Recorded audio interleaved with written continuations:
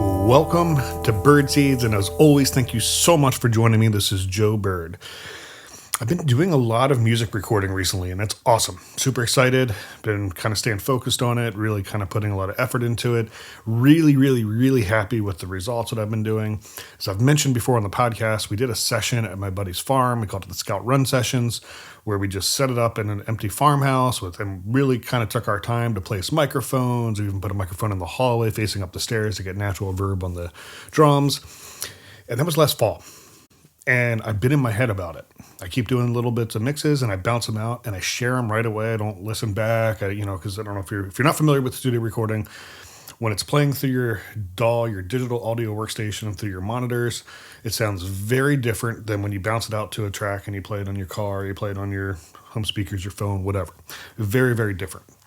So, and I'm learning how to know what to do, but as a bass player, I listen to bass. There's also the recency bias that I go through when I'm doing this, where when I'm working on the drums and bass, which is primarily what I've been working on in these recordings, they're the loudest things when I bounce them out because that's what I'm listening for at the moment. And then I go back through, and now that I'm, okay, now how does this fit? Then I'm going to balance it out more. So one of the things I do, because I was excited about the results, I'd bounce it out, I'd share it immediately with a bunch of people. And I'd ask for their honest feedback. And I want their honest feedback. 100% I want it. I really do. But it killed my excitement because they would come back and say, oh, the bass drum's too loud. Or, oh, the bass guitar is too loud. Or, oh, the vocals are too quiet. Or, oh, it's this. Or I don't like that effect on the vocals or whatever. And it's trial and error, right? For me, I'm relearning how to do all this.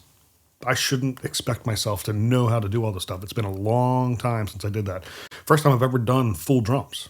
I've done drums here and there and little bits. First time I've completely done them. So why do I expect myself to be the master at those things day one?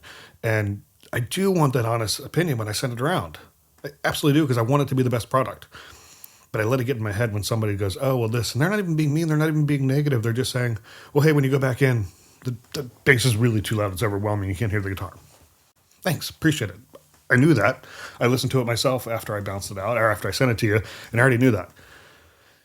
It gets in my head.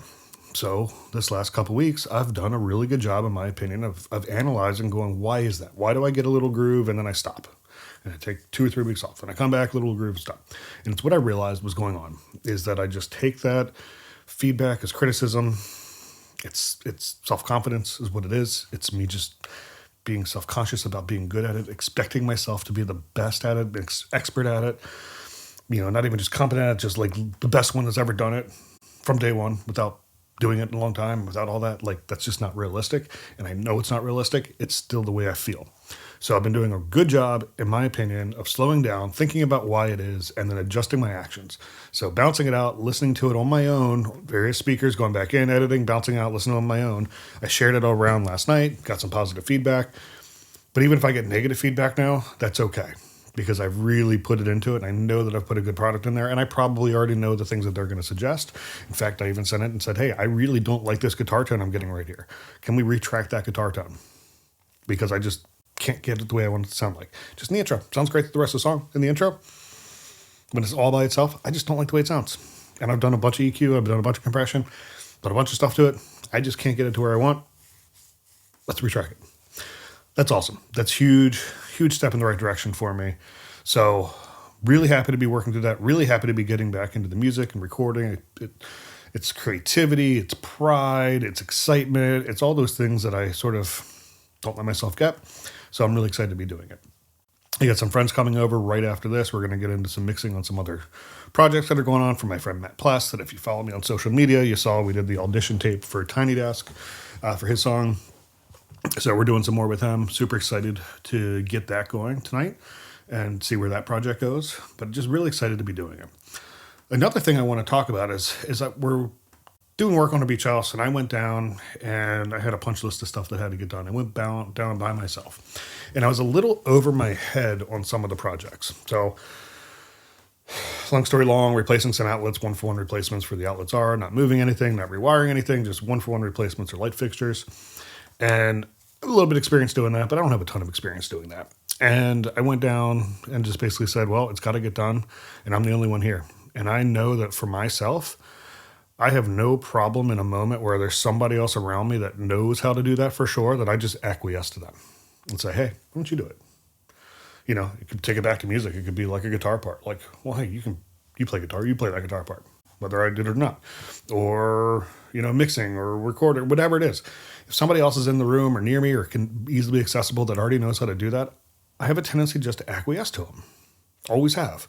Now you could say that's a positive because I'm looking for efficiency and why take it. It's going to take me longer than you. Let's just do it and knock it out. Part of it's just a confidence issue, especially if somebody that's there that knows how to do it. I don't want to do it wrong and feel less than by doing that. But I'm there by myself. It's got to get done. And I hit a lot of roadblocks. The wiring was a lot worse than I thought it was. But I pushed through, and I'm really happy with that. It was a really good exercise to push through the adversity just to get it done. Get out of my head. Stop worrying about it. Stop worrying about being good enough to do it. Stop worrying about how long it takes me to do it. Stop worrying about somebody over my shoulder. Just do it. And I'm really proud of that. And did I get it all done? No. Did I get a lot done? Absolutely. Did I hit some roadblocks where I went, you know what, hanging a ceiling fan by myself probably is not realistic. I know there's lots of people that can do it. My buddy Todd puts cabinets up by himself. I don't know how you even think about starting there. I'm sure it's very doable. I'm sure people do it. With my back, it wasn't really doable. So I didn't try. I'm going to get myself in too far. I'm going to hurt myself. So I figured out where to draw the boundaries, where I felt comfortable, where I didn't feel comfortable. But I ignored that initial reaction that I have to say, no, I'm going to wait for somebody else to do it. I'll move on to the next thing. So 2 really big steps in the last couple of weeks here for me kind of recognizing my limitations, my limiting beliefs, if you will, the actions that I take that stop me from doing the next thing, that sort of pause me from being worried about the outcome and less about the process. And 2 really big steps that I've taken to push myself past that, to say, you know what, I can do it. And even if it takes me a little bit longer than I'm proud of, oh well, because guess what? The next one's going to be quicker. The next one's going to be quicker. The next one's going to be quicker. I got better and better at it. Got a lot done. Going down another week or so to get the rest done. Really proud of that progress for me, and just sort of understanding. It all starts with an understanding of what we believe about ourselves, what we tell ourselves. And then go, is that really how I feel?